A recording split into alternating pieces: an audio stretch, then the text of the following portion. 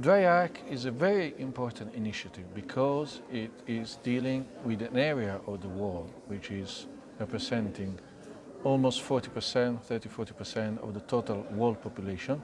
It is probably the most severely affected area of the world by water scarcity.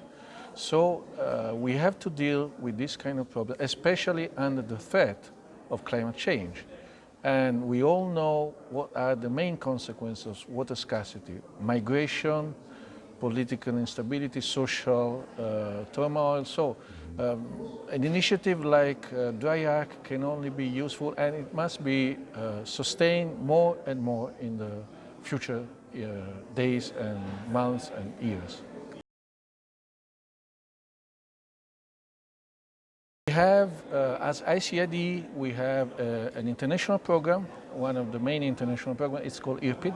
That is International Research Program on Irrigation Development. And that is dealing with water scarcity, with innovation in irrigation technologies, and it is articulated in what we call nodes, regional nodes. So, for instance, the two that already have been established from ICID by ICID, one of them is in the Far East, is in Beijing for China and the Far East. There's another one, a very important one for the Middle East area, which is based in Tehran.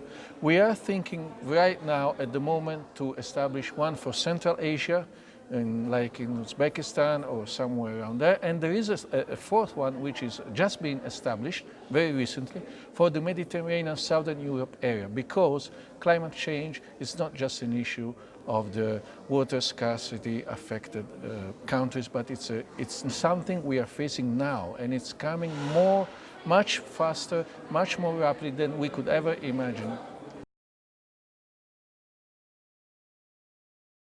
ICID is very much, I can tell you what we are mainly focused on. We are very much keen on, of course, on capacity building, training programs.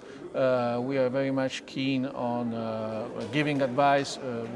We have more than 350 experts all over the world giving advice to local governments, national governments. So collaboration, the South-South collaboration can only be beneficial to what we are doing. And we consider that our core business, our core activity can be very useful in this framework of the South-South collaboration.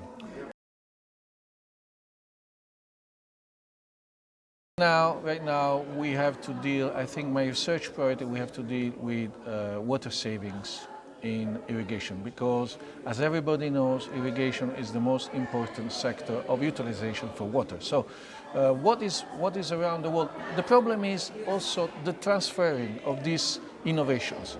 My opinion is that there is so much research and so much results that we can benefit of. But the problem many times, not always, but many times the problem is the proper transferring of this innovation, of this information, these technologies to the final utilization. So I think it's strategic, of course, to keep on having research on how to save water, how to optimize the use of water. I'm talking, for instance, of irrigation scheduling. Even now, I come from Italy, and even now in southern Italy, I mean, irrigation scheduling sometimes is based upon the sentiment, about experience, but we cannot afford this anymore. Absolutely, we cannot afford this anymore. So we have to focus on water-saving techniques, water-saving technologies, but at the same time, I think it's very much important and strategic the proper transferring to the final utilization of this technology, of these research results.